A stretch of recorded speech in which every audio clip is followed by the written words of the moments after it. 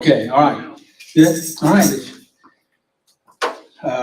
It's just, everything's gonna take getting used to, so. Looks like it, so, welcome to Saturday night. I was wondering if, the couches would be used, it looks like they're gonna be used, right? It's, okay, so everybody's good with that. All right, and so, what do you think of the space? Great. I love it. Well, we still got stuff that's gotta be moved and I wanna thank Willie for all his help. He helped get this part of the thing done and even cleaned the carpets and so, we had to do some gluing and of some of these carpet things. We did some in the back. Did that work back in the back, Willie? And anyway, we'll make this space ours. We're not done. We're still got stuff to do. Thank you for bringing that cabinet over and so,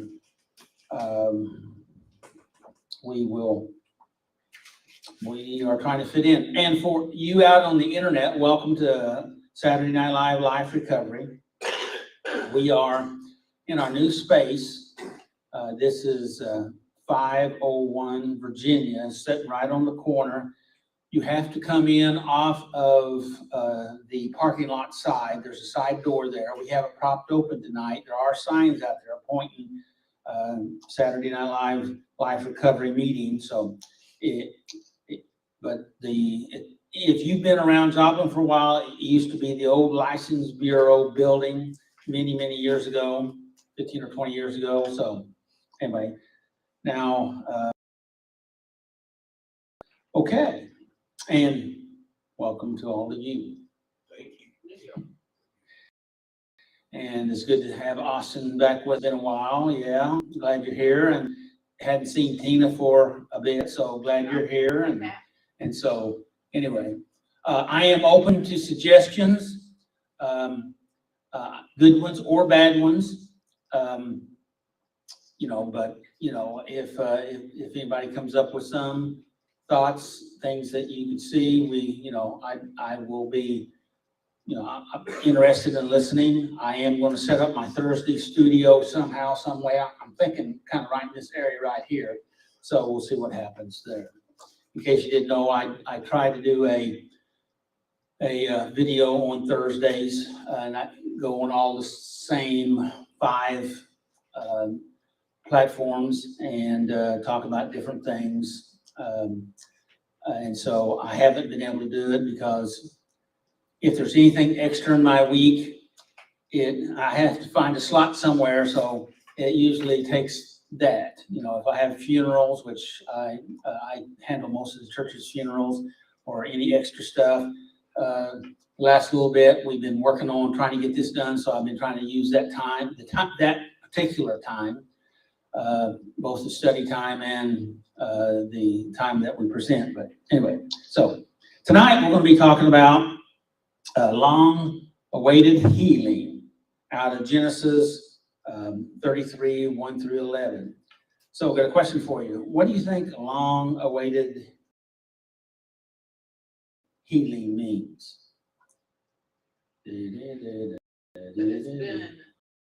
It's been readily available, but it's been waiting for us to accept it or be willing to take it. Wow, that's pretty good. That's on target. Yes. So, speak up. Willing to submit to God to get it. Okay, yes, all right. That's basically the same thing said in a few different words, but that's good. What chapter that is again? What chapter it is? Yeah. You're talking about the scripture reference? Yeah. Scripture reference is out of Genesis 33, 1 through 11. It's if you have the Life Recovery Bible, it's on page 45, I think, or something like that. Who said 49? It's on page 49 if you have the Life Recovery Bible. And if you're on the workbook, it's page 83. How's that? Huh? And so, Anyway, so, long-awaited healing, and basically, those comments were good, that, it's something that we wanted, but we, hadn't got it yet. So that leads me to the next question. You have an idea what my next question is? How do we get it? That's not the next question, but that's pretty close. I think that'll be about the next question after the next question. Next question is, what has prevented us from getting it? Leaving in way, Excuse me? leaving in way. You being in the way, yes, we're not, we haven't put ourselves in the right posture or position, to be able to receive that we want. We want it, but could it be that maybe we didn't totally want it? God gave us the freedom of free will. Mm-hmm. Choose Good. what we want, and we ought to choose what we want, not what God wants. And so, in the lesson tonight, out of Genesis 33 is Jacob. It's an interesting fact, and you can see it through all the biblical stories, how God takes people through a journey, as we've all been on journeys, to help us to learn what it is that we want and need to learn. But what we want and need to learn, sometimes we resist that learning. Anybody know what I'm talking about? Hello. And Jacob, he wanted God's blessing and inheritance. He wanted the money from him he wanted to be number one over his twin brother, which his twin brother was supposed to have the blessing, but he came home and he didn't value the blessing. This is some of the lessons here. He didn't value the blessing. He didn't appreciate what he had. I mean, he had skills. He was a hunter and he was tough but he didn't really appreciate what God could do for him. He was basically focused. I mean, everything was provided for him pretty much already, and plus he had good skills. So he was willing to trade his inheritance for a bowl of soup, because it wasn't of any big value. Does that sound like anybody you know? None of you, I know, would ever trade your dignity for something.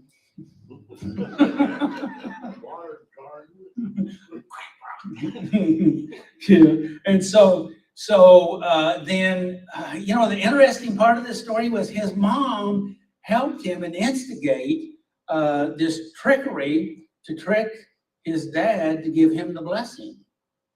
But his brother then, when he realized that he was left out, he couldn't get it now, because now maybe he didn't value it, but at least he thought it was probably his anyway. You know how it is.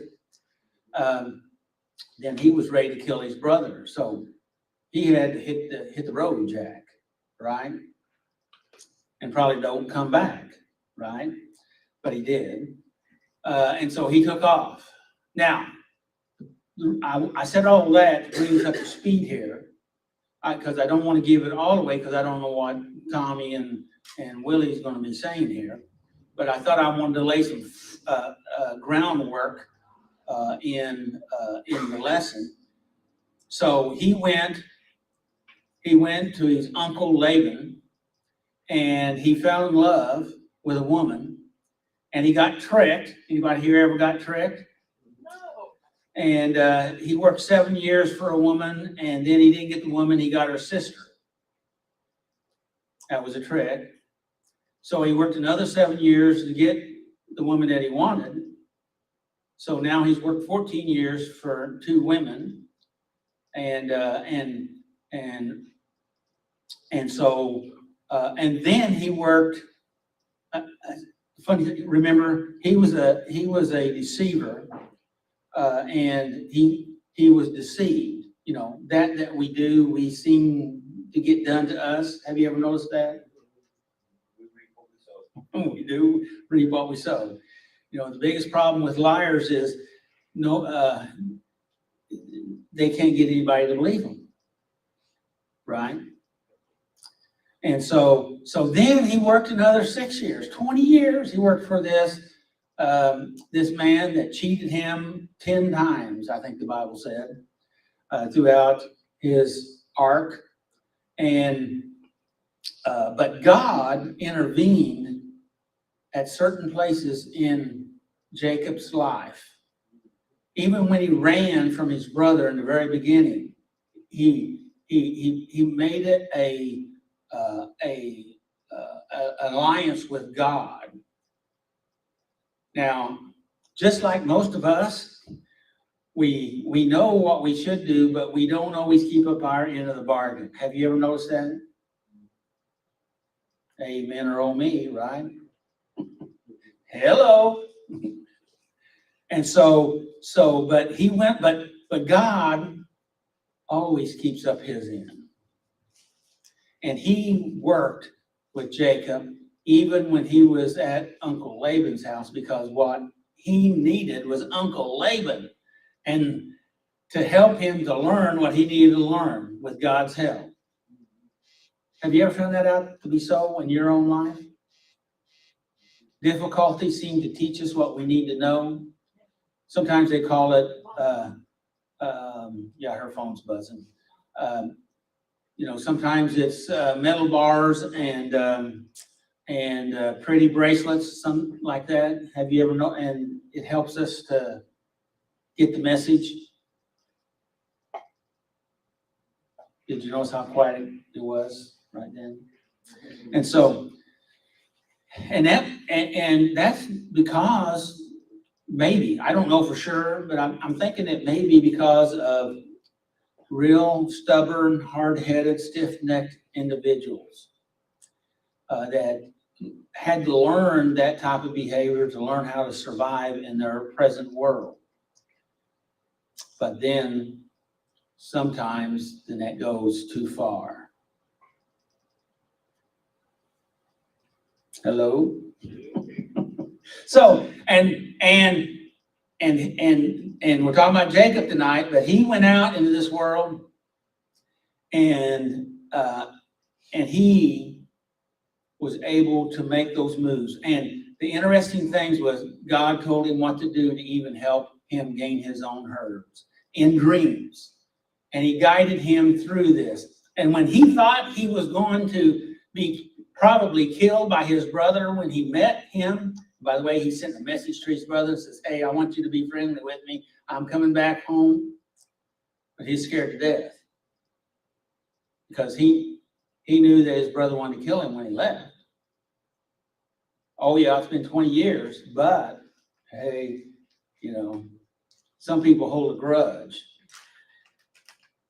Anybody know what I'm talking about? Yeah. And but God and worked with him even the night before he met his brother. Anyway, I just wanted to make sure we pointed that out, that even though we may not be perfect, and none of us are, God continues to intervene in our life to give us an idea or a direction, and then it's entirely up to us to make the choice whether to or whether not to. How about that? Does that make sense? So choose you this day whom you will serve, right? And then hopefully stick with it. So anyway, we'll be talking about that. That was something I was going to read pertaining to that. And we'll see. Well, I keep looking for my clock, so anyway. 7:16. Well, I've burned up enough time, right? So, all right, guys, come on down. Let's have some music. And I'm going to apologize to the internet people. We haven't quite got it running through the soundboard, which will get it better into the internet things. They told me tonight, we gotta order a $200 part to be able to do that, so anyway. Ouch.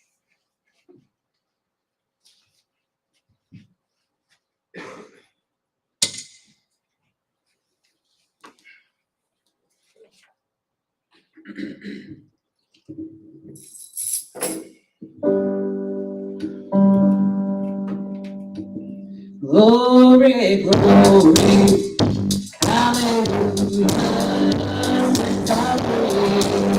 My burden down. Glory, glory, hallelujah. Since I laid my burden down.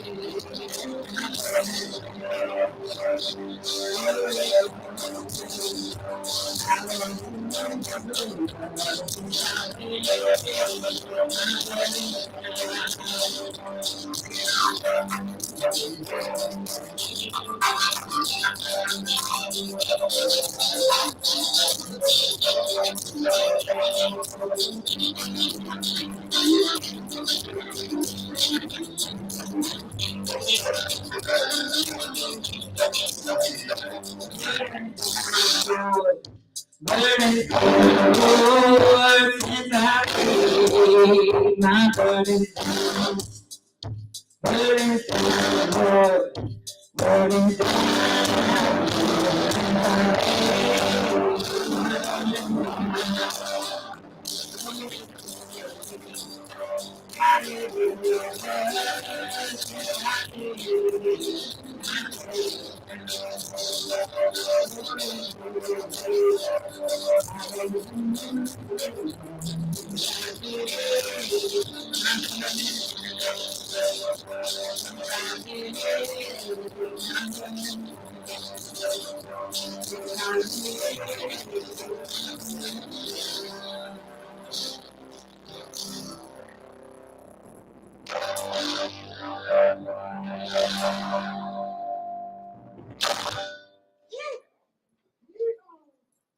Yeah, that's it. There you go. Get rid of your dog.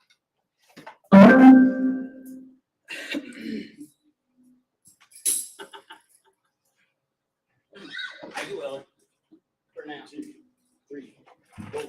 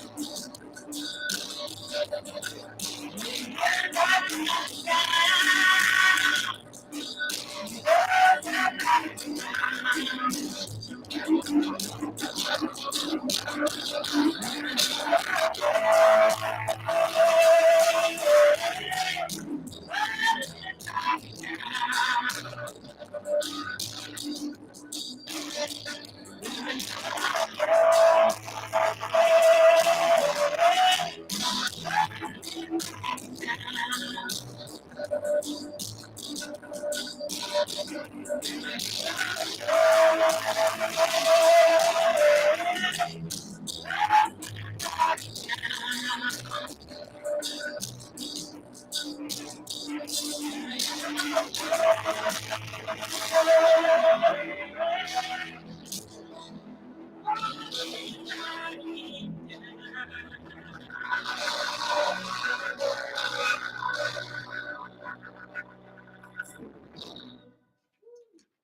you.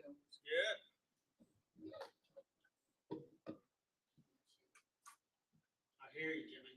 Oh, that's good. Thank you.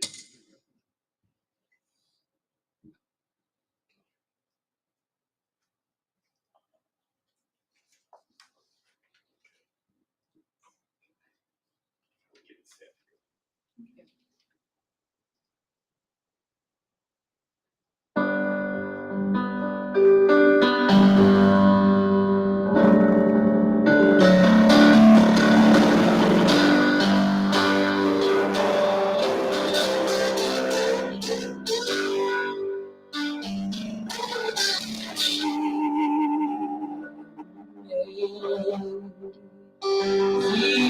Rings, how sweet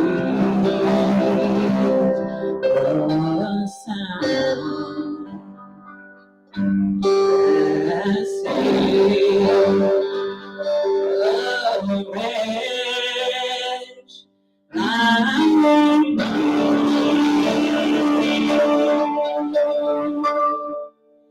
I once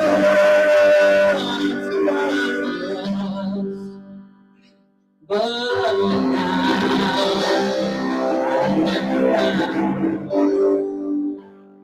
was blind, but now I see.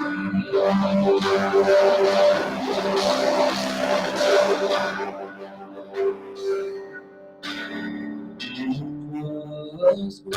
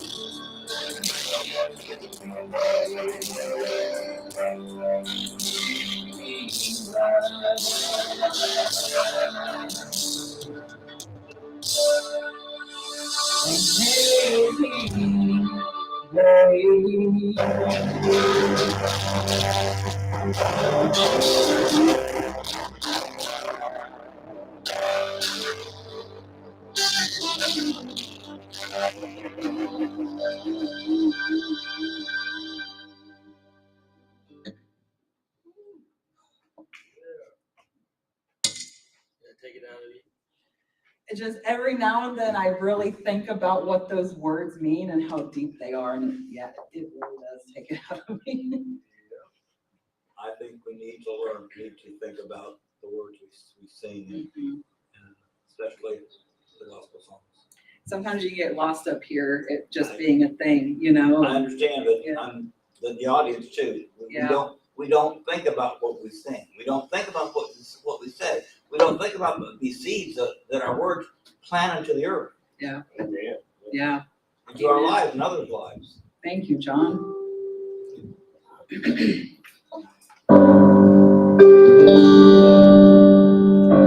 Jesus, lover of my soul.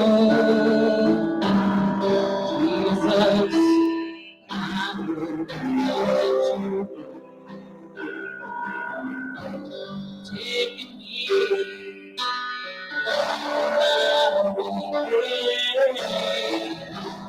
Set my feet upon the rock. Now you're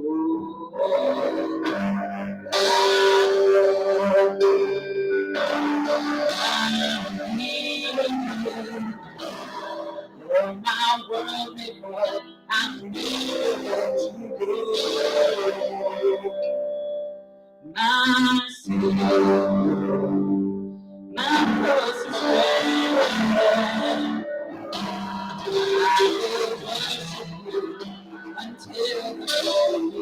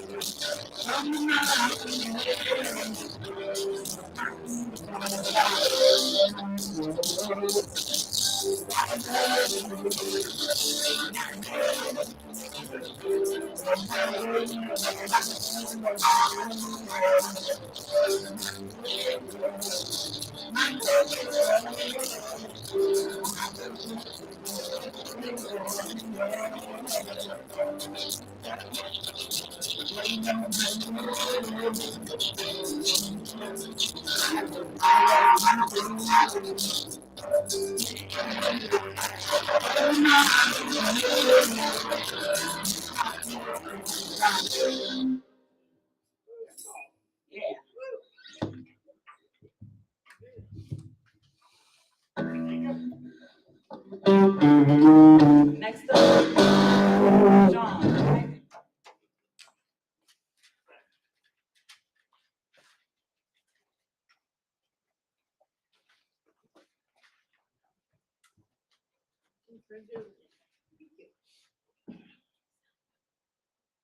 Step one, we admitted that we were powerless over our problems and that our lives had become unmanageable.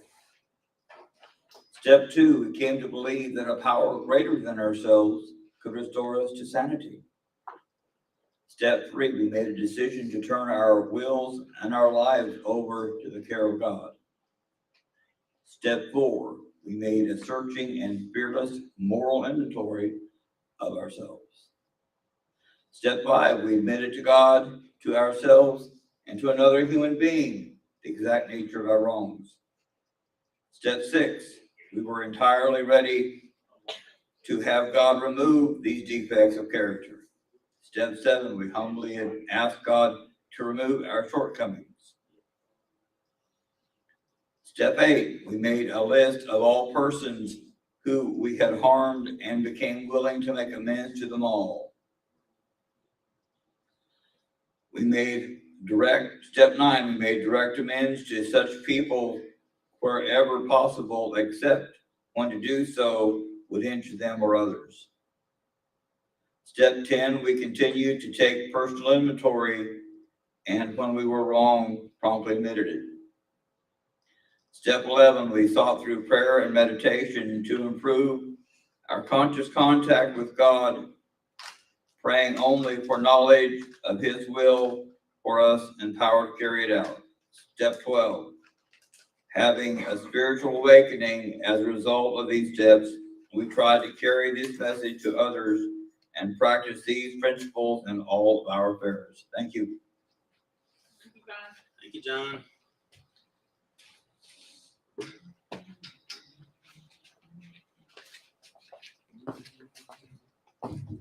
Hello, everybody. Hello.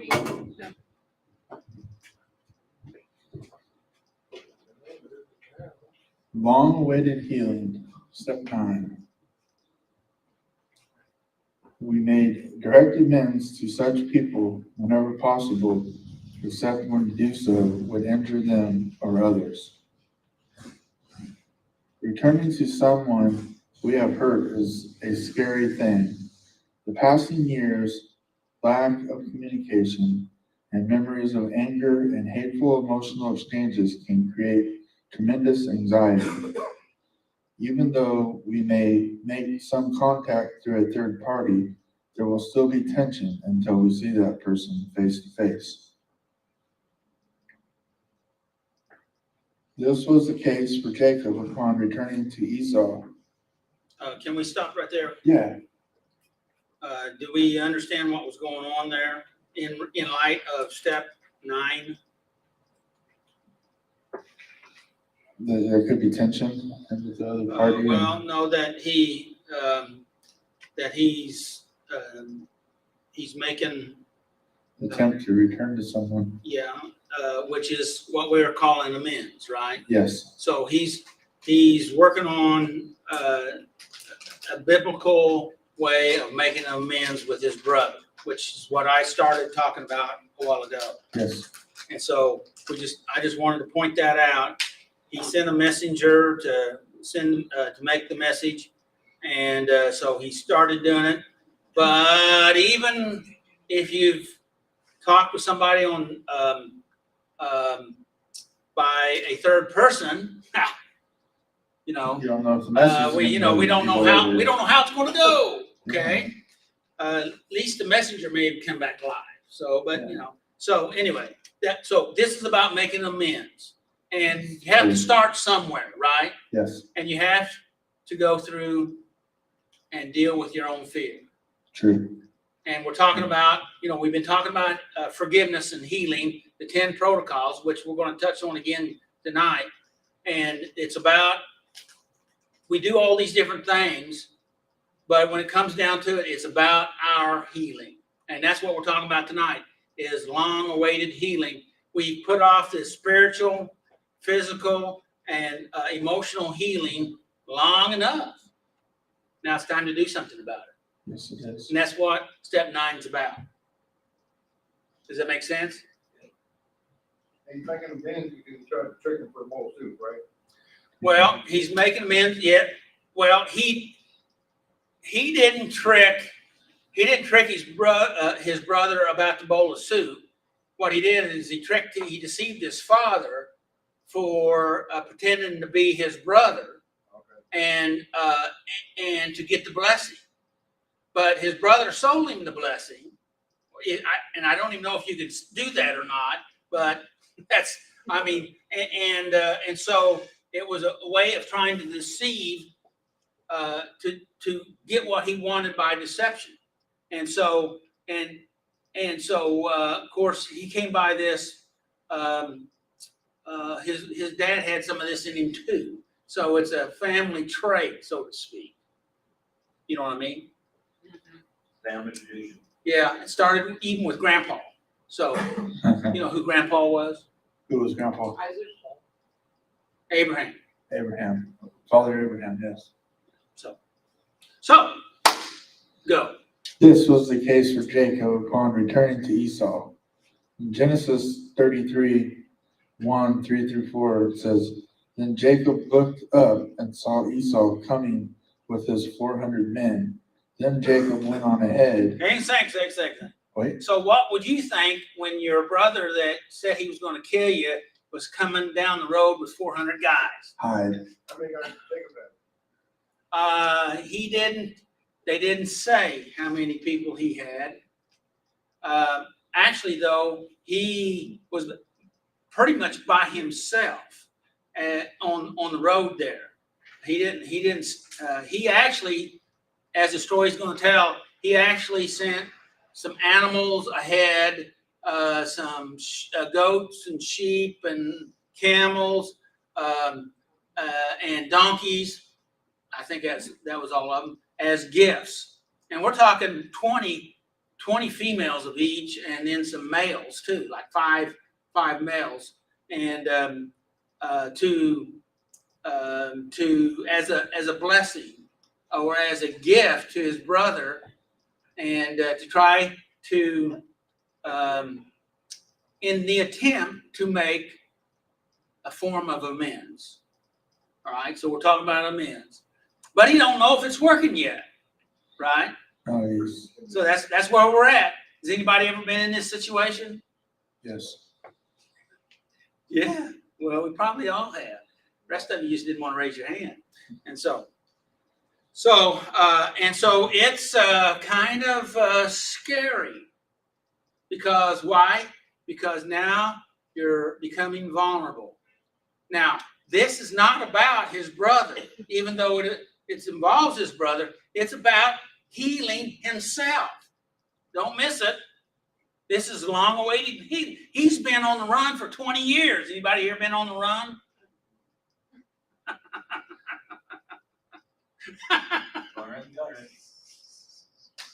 So he's been on the run for 20 years. And he's wanting to try to get whole again. Okay? And it's not so easy, is it, Tommy? No, not always. Not always. Hardly ever, Yeah. I think. I may be wrong about that, but I think hardly ever. Because we have to make a shift in ourselves. We have to take responsibility for the crap that we did and work it through our own system. And it's not just giving the gifts. It's not just saying, I'm sorry. It's making the change. It's about our healing. It's about allowing ourselves to heal from our own self-inflicted traumas. Make amends to yourself. As part of that, absolutely. And then thinking differently. Because see, as long as you see yourself as an alcoholic or a drug addict or a sex addict or a gambler or a glutton or a rageaholic, as long as you see yourself in that way, you're locked in, right? Yes. And until you can start to turn that around, and the way we turn it around, we change our thinking. But how do we know when it's really changed? Our behaviors and our emotions change. Does that make sense? Yes.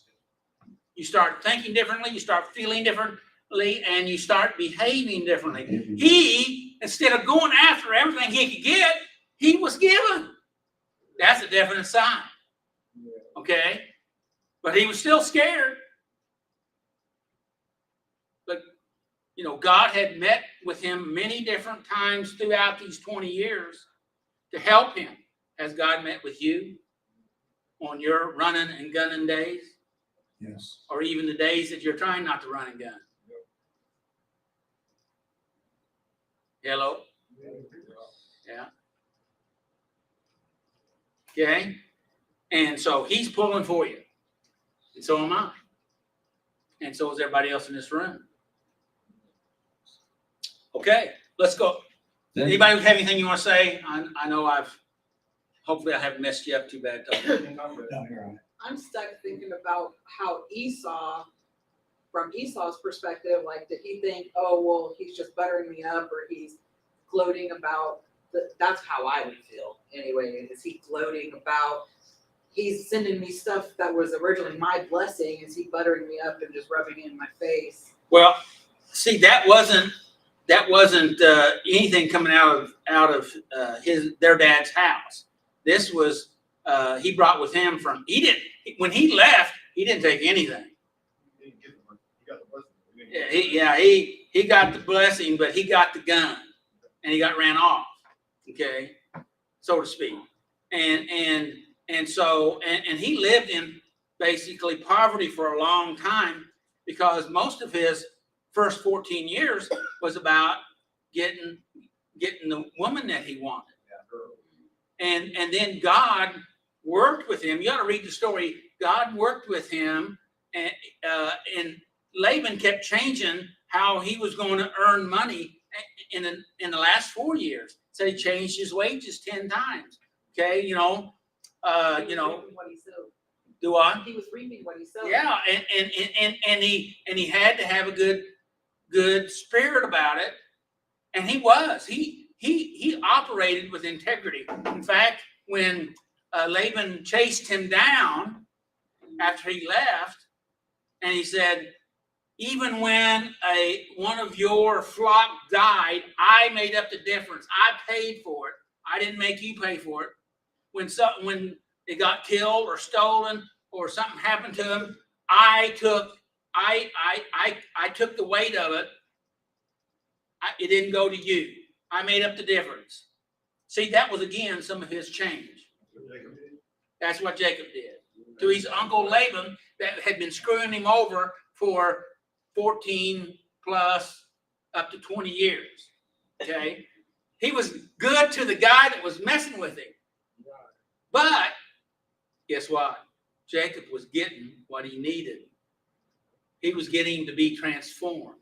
He was getting to be learn something different. He had to start behaving to be a giver instead of a taker, and telling the truth instead of lying and deceiving. And you got me to go to preaching there, so. But thank you.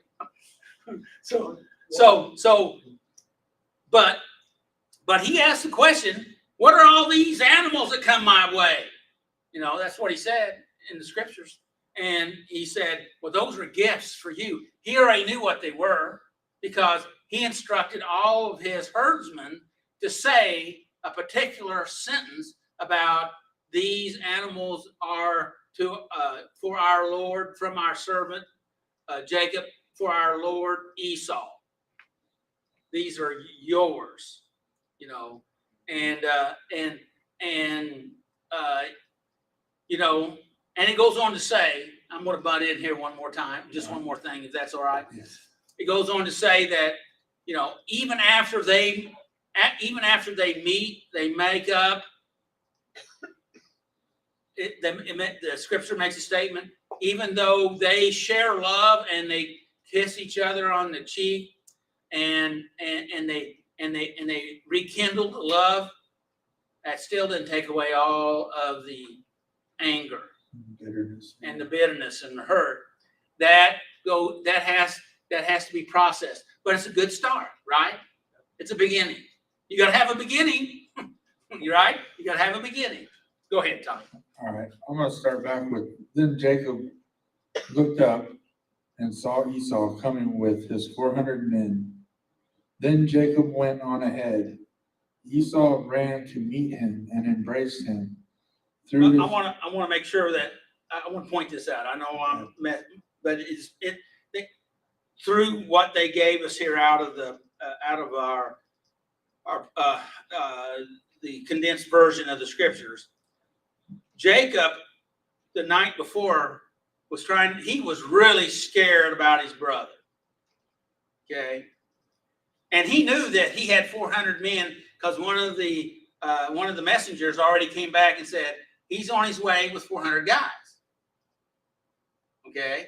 And so he thought, well, I'm going to take my wife. I'm going to separate things. I'm going to take the kids, my 2 wives, my servant wives, and I'm going to put them over on one side of the river, and if he wipes out, maybe he'll only wipe out half of what I got. That was his plan before that night. That night is when God met with him, and he wrestled with the angel all night long. And he said, I won't let you go until you bless me. And that's where he touched him on the thigh, knocked his hip out of joint, and told him his new name was Israel. And that was that one that wrestles with God or fights with God. Not fighting in the sense of fight against God, but, you know, in the midst of, sometimes we fight with God to help us to get transformed. You know what I'm talking about? Anybody ever had any of those fights? Yes. Our biggest enemy is in me, right? And so all we have to do is, I think what you said a while ago, John, was to be willing to do what we want to do. And that's have that relationship with God, to submit to him, to surrender. Shut up, Doug. Go ahead. Thank you. Esau ran to meet him and embraced him, threw his arms around his neck and kissed him, and they both wept. In Genesis 33, 8-11, after being introduced to Jacob's family, Esau asked, and what were all the flocks and the herds I met as I come? Jacob replied, they are a gift, my lord, to ensure your friendship. My brother, I have plenty, Esau answered.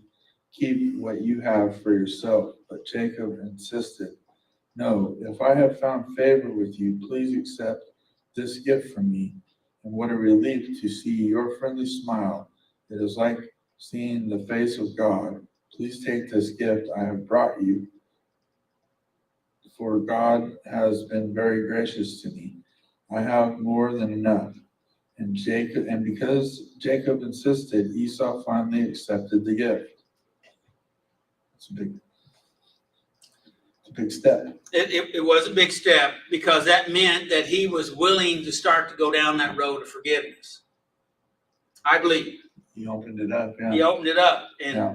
and what Jacob was needing was he was needing to see that, gain that favor, because if he would open up, that it would be like God smiling on him. And that's all he wants, is to get right with himself, with God, with his family, with his community. Isn't that what we all want? Yes. Because until we're right with God and right with ourselves and right with those that are around us and our community, then we're in a state of dysregulation, emotional, spiritual, physical dysregulation. That's a good way to put that. Dysregulation. Jacob's tremendous fear gave way to relief. The last time Jacob had seen Esau, Jacob was in fear for his life. With the passing of time, both of them had changed. When Jacob faced his brother, he found that there was still affection, and even though they both remembered the pain, they chose to work through it. Yes. It sounds like. And the reality is, to be able to work through it, both have to change. Sounded like there was a little kicking and screaming, but they both sounded like they were working for that. Well, that's isn't that the way that it is? Very true. So, what do you think about what you've read? What'd you learn out of this? I learned that sometimes even though something's gonna hurt really bad to do, maybe it's not so bad to give it a chance. To try. To make that step. What would happen if you didn't give it a chance? Then it would remain idle. It would remain something undealt with. And then what would that cause in your life? Resentments, fear of rejection, And what would that cause? isolation, And what would that cause? addiction. And what would that cause? Oh, a number of storms. Okay. Because, It What? was chaos. Cause chaos. Yeah. Chaos? What'd you say? Dysregulation. I couldn't hear you. Dysregulation. Yeah. Regulation, absolutely. And, Yes. and when you're dysregulated, that means you're mentally, emotionally, physically, your immune system is dysregulated. And if your immune system is dysregulated, then that means you're susceptible to get physically ill, right? Yes. And if you're mentally dysregulated, then you're apt to get mentally ill. Well, if you're emotionally dysregulated, then you're apt to get emotionally Yeah. dysregulated and ill. Do you, Involved in like 666. does that make sense?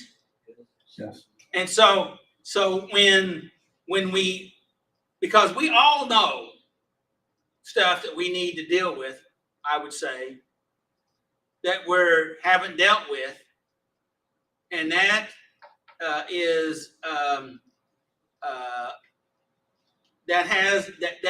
that does something to you, right?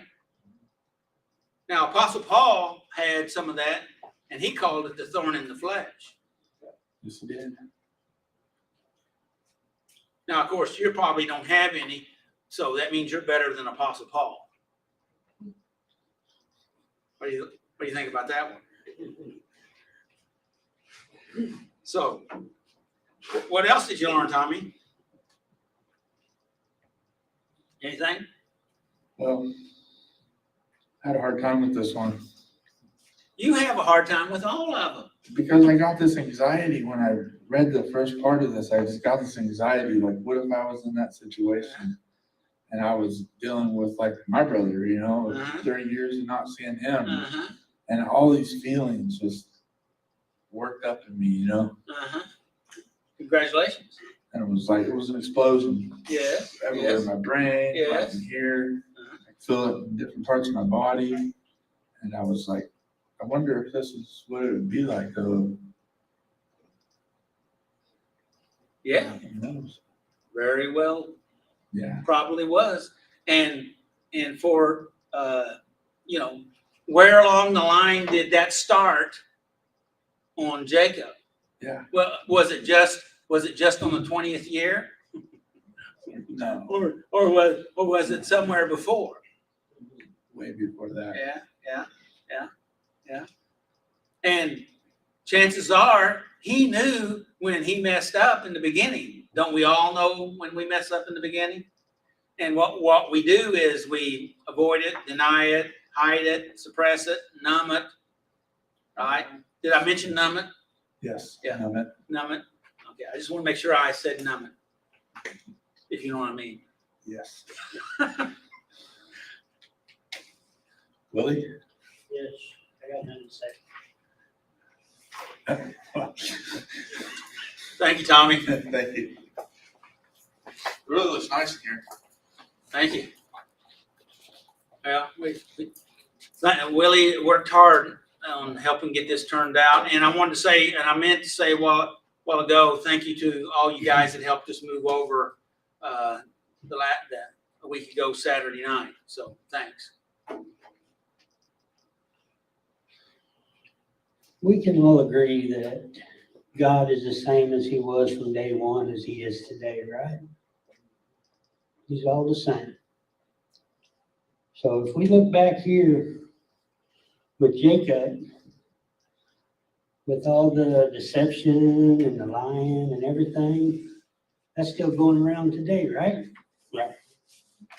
So if God could help him out 3,000 plus years ago, probably, I don't know the math on that. Yeah. Why can't he help us today? Why don't we deserve our healing if we want it? You know? And like I said, everything Jacob's done in one way or form, we've all done it ourselves. I know I have. As far as the question goes, number one, I'll read it to you. But you really need to put yourself in this question because that's basically for you and me. Who are the people on my step 8 list who strike the most intense fear in my heart when I think about making amends face to face?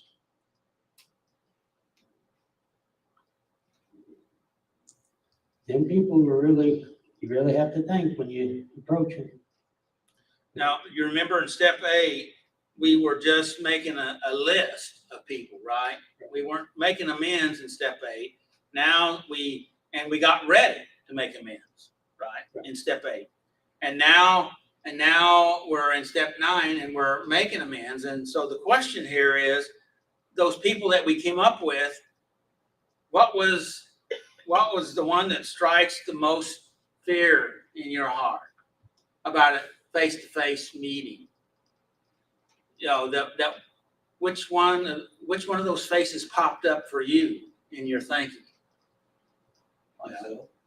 Well, could be. And if that face popped up, don't you think that may be something that would help you out? It's not a problem. It's a healing path. Remember, what are we talking about? What's our title for tonight? Long way to heal. Okay, so I always smile a little bit when people come up to me and they say, this is going wrong, and all this stuff is out of whack, and I can't figure out what's happening because they're voicing it like it's chaos because it feels chaotic. You follow me so far? And then I say, well, could it be possible this is God's answered prayer that you've prayed because you wanted to get better. And now you're getting confronted with these situations that you want to get them fixed. And it's hard. Could it be this is the answer to your prayer that you said you wanted? What do you smile about? Because I've been in that situation and I'm like, God, I take it back. Maybe I don't know what my desires are. God, I take it back, I don't want this stuff ripped out of me right now. Yeah, I've been there. I've been there, and the fact of it is, but soon as we are willing then to say, wait a minute, this is what I really want, even though it's scary as hell, right? But this is what I want. And this leads right up to the next question, doesn't it? Yes, it does. Go ahead. Do I have supportive people to help me gain willingness to take such a challenging step? Well, yes. Hopefully, all of you would help me through it. We're all here for the same reason. On that part of it, yeah, each one's a different deal, but in the end, we're all wanting to be better. Part two of that. Wait. Well, And I wanted to qualify a supportive person. This is not a person that tells you what to do. Repeat, this is not a person that tells you what to do. The people will tell you or ask you to tell them what to do, but that's not really what they need. They know what to do. They already know what to do. But they need some support to help. The key word here is to help. And that help is like to gain the willingness to take such a challenging step. To hold your feet to fire. Well, I would not say that. I would say encouragement, okay? Because you're not going to drive anybody to do something, but you can encourage them and believe in them and say, you can do this. You are all this here is to help you to get that prayer that you have asked for. You've wanted to get free from this addiction or issue or problem, and now you're in the midst of having to go through chaos because, see, this chaos is not chaos that turned your world upside down, even though it feels like it. This chaos is working to turn your world right side up. Would you agree with that? Yes. But it still feels terrible. But couldn't it be healthy? Yes. And having some support to help us go through that scary place. I know I've used this a lot because it has meant a lot to me in the last several years. Psalm 23 says, yea, though I walk through the valley of shadow of death, I'll fear no evil, for thou art with me. That's the support we're talking about. I know that God's with me. Now, it's good if we're able to do that, but maybe you're not able to do that. Maybe you need to have some flesh and blood that's on your side. And that's a place to begin. Does that make sense? Because sometimes, well, this just flashed in my head. There is scientific research that says, and they did research with college students where they had a big old hill and they monitored them. And if when they had to climb the hill by themselves, they said it was extremely hard. But if they had somebody standing there at the base of the hill supporting them, they said it seemed to be not as difficult. It's the same hill, same person, but the only difference was there was an unseen force that was released that was help, support, encouragement. only thing you can do it, you can do And, it. and, do it. and it made it easier. Have you ever found that out to be so? Go ahead. I'm done. That's all I have. Okay. Well, I feel like I'm about done. Okay, Chief Mark. So,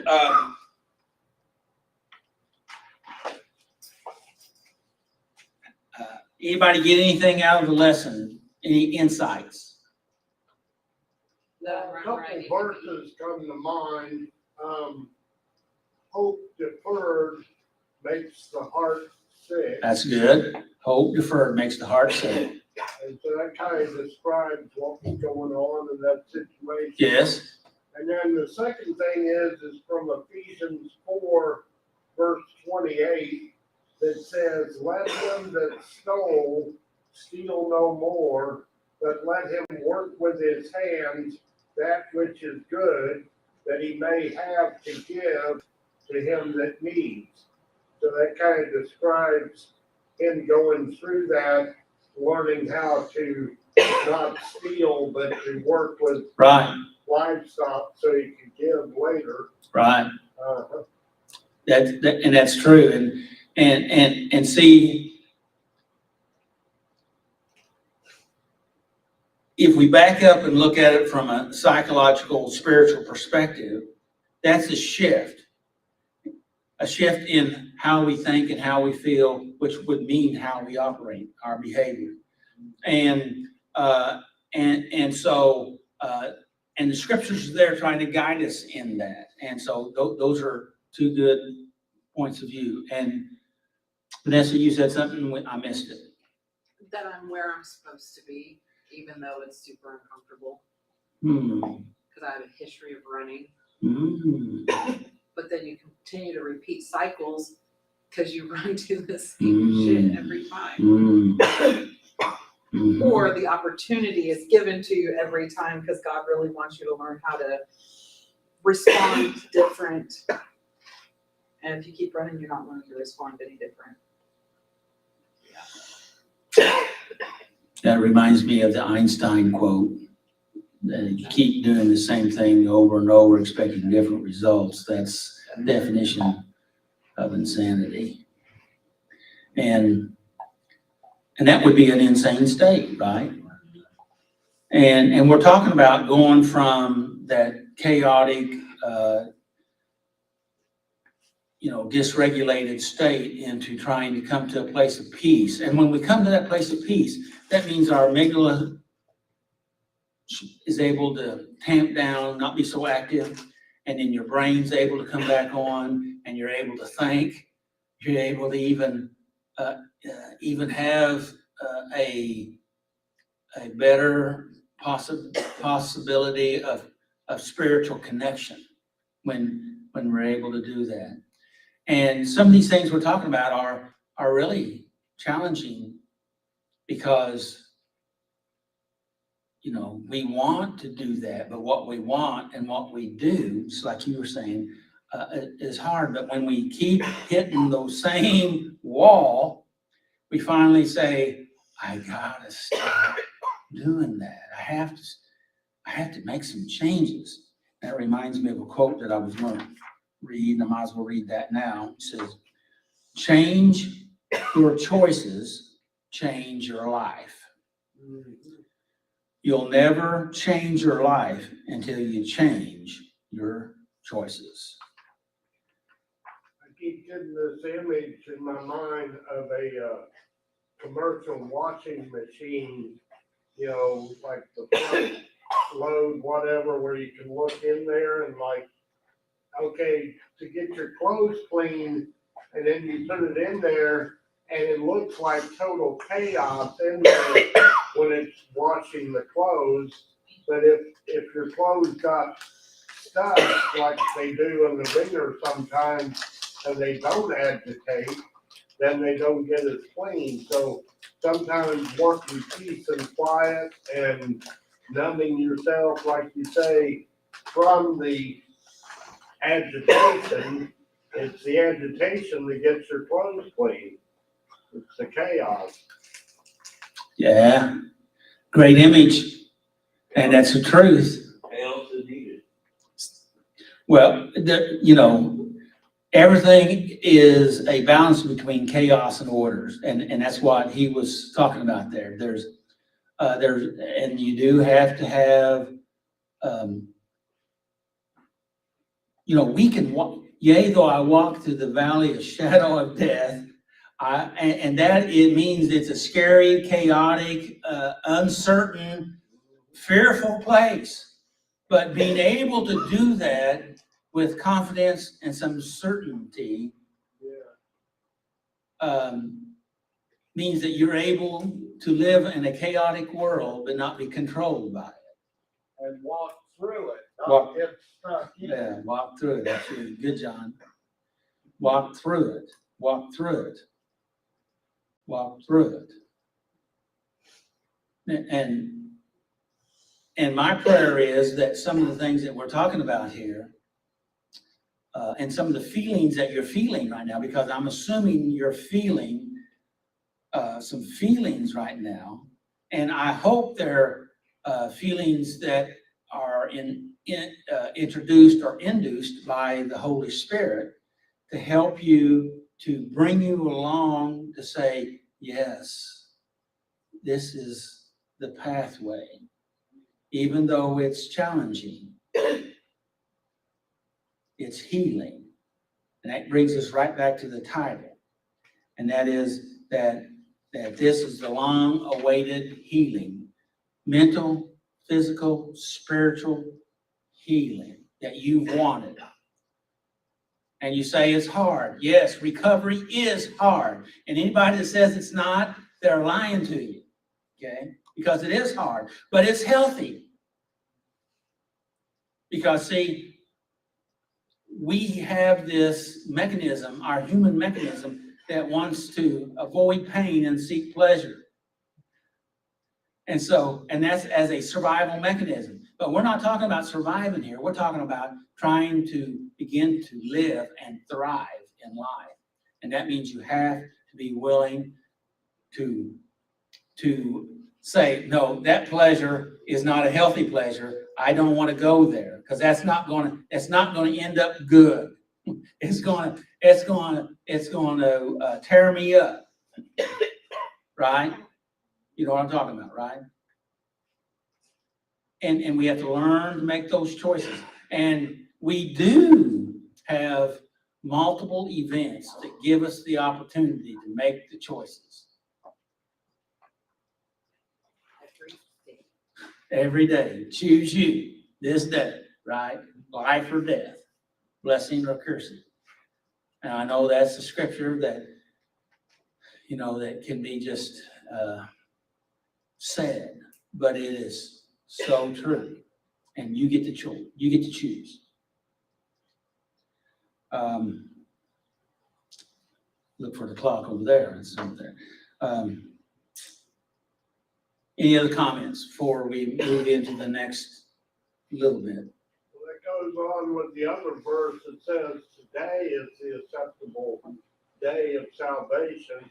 And like I said, sometimes we get stuck in the valley because we don't want to choose, and the comfort of the bad situation and not wanting to change is better than the agitation, or feels better at the time than the agitation of getting out there and changing. So I think that's part of the reason he said, choose ye this day, like get it over with and not think about yesterday, don't think about tomorrow, think about today.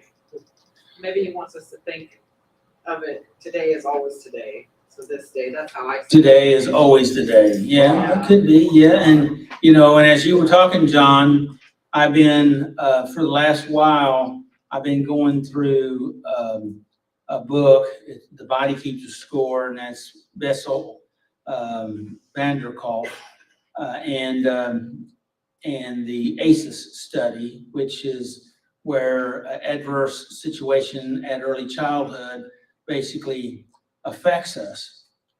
And they made such a great statement in that book that the ACEs study shows that's what has happened to us. What, all the stuff in our age, our early life before the age of 18, and that's what this study was focused on, what happened before the age of 18, affects you, and it affects you mentally, it affects you emotionally, it affects you socially, it affects you financially, it affects you in your health and your longevity. If you have more than 4 of these ACEs, it actually, they said those folks live 20 years. They cuts 20 years off their life. And so, but that's what happened to us. But what we've been talking about here tonight is trying to help us to understand that this is what Jacob did, this is what we did, and making amends and having support and having connections and being able to alter my life. And this question that Willie read about, do you have support, someone to help you? That's the thing that alters these early childhood traumas in our life, is that there's support systems, whether they come along in childhood to help you, and that's either a teacher or a coach or a family member or a good friend, or later on in life, people that can help to nurture you and help you to become more resilient. And that's, again, goes back to what we were talking about Psalm 23, being able to walk through the valley of the shadow of death and know that I'm in chaos, but not be controlled by it. And that's that resiliency. And that's what recovery is.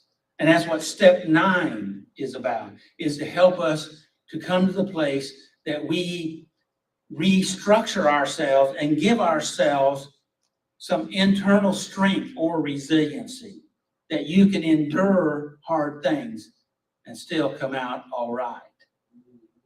Yes, sir. So I think it's good that it took Jacob 20 years to get to that point, so that helps me remember, because I've tried to make amends before and was not ready, God is not, I was ready for that healing yet, and was still, but, it took him 20 years to get to that point. Not saying it was 20 years to my last step, but I think it's important to keep in mind for me that look, I need to work on these other steps first, and I need to make sure that those actions you were talking about earlier, that I'm doing those actions, my behaviors change, and that I'm actually to that place that I can get that healing. And the amends itself, a lot of folks have taught the amends process as kind of as a formula that you just have to check these boxes, and checking the boxes, just going through the formula of it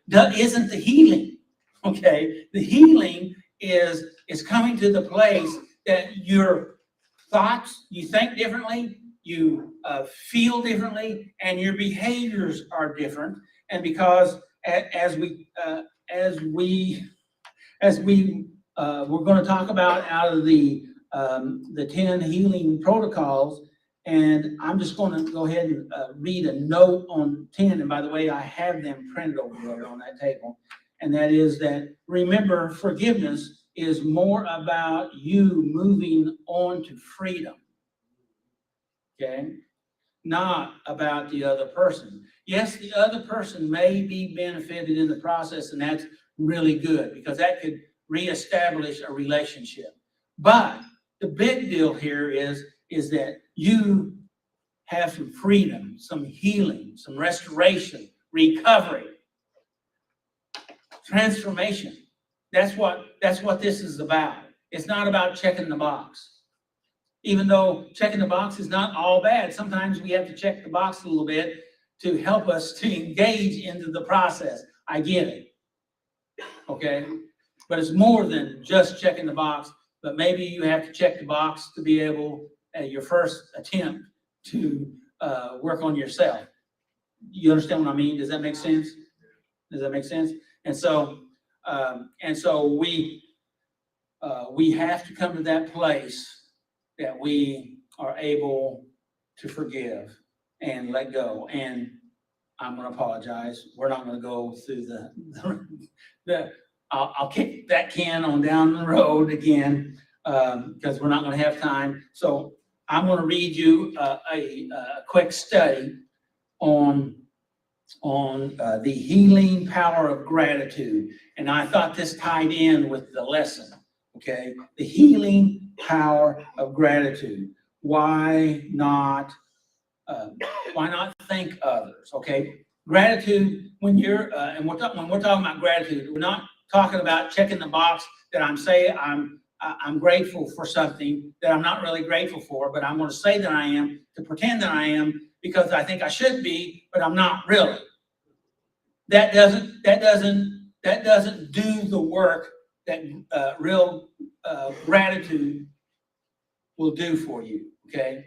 And the research says, the study that shows that people, does this sound all right to you? Because I still have a muffling. Is good? Okay, all right. The study that shows that people who experience gratitude increases their happiness level. Does everybody want to be happier? But they said that those that express gratitude will increase their happiness level, lower their blood pressure level. How about that? Lowers their blood pressure level and gets a better quality of sleep, improves their relationships, and have a positive impact on their depression levels. Okay, it alters your depression levels. Gratitude alters your depression levels. Gratitude alters your depression levels. Means it helps. It makes it better. Okay, how does it make it better? Well, other research says that gratitude is sometimes as good as Prozac. Okay. Also, exercise. Improvement improves their relationships and have a positive impact on their depression level and are less affected by pain. We're talking about gratitude, being grateful, practicing grateful. Little things like, the sun is shining, there's salt on the table, you have fries and you have ketchup to go with them. I'm grateful. Many years ago when I went to Nicaragua, all the time in Nicaragua, we didn't have any, where we did have water, it was not hot water when you took a shower. In fact, a lot of times we had to take a shower out of a bucket, and so when I got back, I was standing there at home in the shower saying, I'm thankful for this hot water. So anyway, it lessens the effect of pain. People who have higher levels of gratitude also report sleeping better. So, did we do any good tonight? Yeah. I went 2 minutes over. I think that clock's a little fast though, isn't it? So anyway, comments before we close? Thanks for being here, and for you in Internet, thanks for being with us. We're at 501 Virginia Street. It's like a half a block from where we used to be, up 5th Street. And so we're here for a live meeting, and so may the Lord bless you and keep you, and may his face shine upon you and give you his peace. And of course, make healthy choices. Till next time, Austin, take care of yourself.